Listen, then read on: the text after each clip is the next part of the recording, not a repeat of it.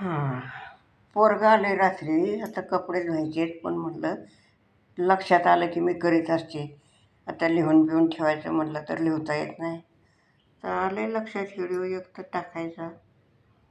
तर ते एक माणूस असा होता, म्हणजे कुटुंब होतं.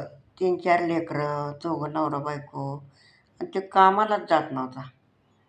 ते कामाला जायचं नाही, काय नाही. बायको रोज म्हणायची, अहो कामाला जा, लेकरं बाळं खायचे ठेवायचे. तर ते झोपून राहायचा, म्हणायचा असन हरी तर दिल खटल्यावरी, माझा हरी दिल खटल्यावरी. तर ते रोज त्याचं हेच वाक्य.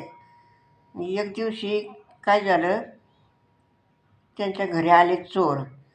आता ते घरात वर छताला ते हे असते खेडेगावात, माळवादाचं घर असलं का नाही, त्याला ते एक ती काहीतरी म्हणतात, सानं म्हणतात.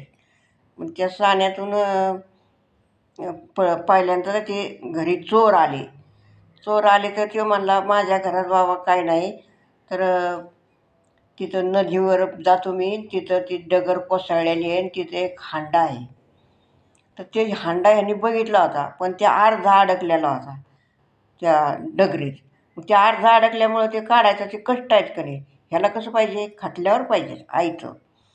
तर ते त्या चोरांना सांगितलं, तिथं त्या डगरीत हांडा अडकलेला आहे, तर ते घेऊन जा तुम्ही. हे चोर गेले तिथं, बघितलं तर खरंच हांडा अडकलेला आहे की. त्यांनी काढला, तो काढून बघते त्याच्यात साप आणि विंचून होती.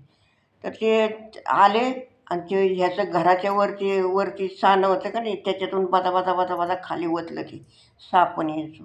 खाली ओतल्यावर त्याच्या सोन्याच्या मोहरा झाल्या. तर तुम्हाला सांगायचं काय, माणसाला एक ध्यास पाहिजे. ते काय म्हणत होता, आसन माझा हरी तर देईल खटल्यावरी.